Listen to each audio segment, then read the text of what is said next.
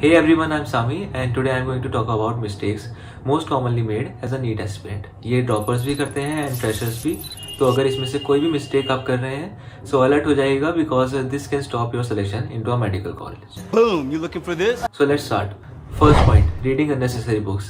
Initially everyone thinks that NCERT तो बहुत simple है एंड हम तो बहुत हाई लेवल की बुक्स पढ़ेंगे एंड बहुत ज़्यादा बुक्स पढ़ेंगे, but the reality is my friend that toppers भी NCERT को पूरी तरह नहीं पढ़ पाते हैं. एंड अगर आपने पूरी तरह NCERT पढ़ ली है so no one can stop you from scoring 360 in bio. And पूरी तरह से मतलब है you have to study every diagram, every labelling and even the summary. Second point, thinking theory is enough.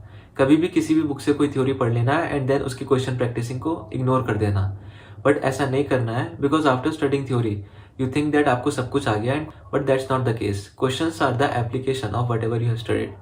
अगर आप कोई भी टॉपिक का कोई भी क्वेश्चन कर रहे हैं सो आप उस टॉपिक को एक न्यू एस्पेक्ट से देखते हैं. So question practising is very important and you should never underestimate it. Third point, studying randomly. आपको बिल्कुल भी ऐसा नहीं करना है कि रैंडमली कोई भी टॉपिक उठा लिया, उसे पढ़ने लगे and then without completing it you jump to the next topic. You have to complete your syllabus in a very organized manner.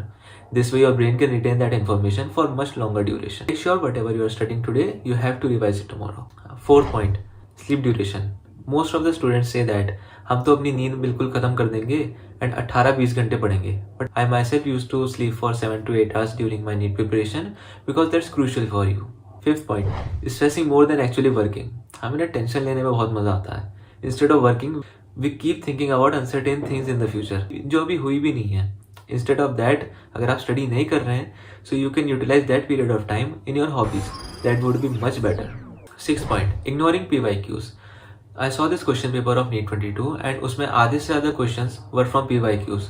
So PYQs को इग्नोर नहीं करना है and make sure you do PYQs before giving NEET. Seventh point, not asking doubts. Tuition में, coaching में teacher कोई भी topic पढ़ा रहा होता है सो कई बार अगर किसी के दिमाग में कोई डाउट आता है so most of the students उस डाउट को क्लैरिफाई नहीं करते हैं आउट ऑफ एम्बेरसमेंट के. क्लासमेट्स क्या सोचेंगे, टीचर खुद क्या सोचेगा, कोई कुछ नहीं सोचेगा. Resolve your doubt, your selection matters. 8 point, seeing solutions too early. कभी भी आप कोई न्यूमेरिकल करते हैं अगर आपसे वो नहीं होता है you directly jump to the solution. You have to give your full try to that numerical. अगर आपसे वो तब भी नहीं होता है then see the solution step by step. 9 point, googling always. कोई चीज़ नहीं आई डायरेक्ट गूगल करके देख ली, इससे कुछ नहीं होना है. You have to try to find it in your NCERT because that's the book you will be studying for 2 years and revising again and again. So it would be better instead of googling you should find that in your book. अगर book में भी नहीं है then you should google it. Next point, not having a time routine. A basic form of routine is very important for every student.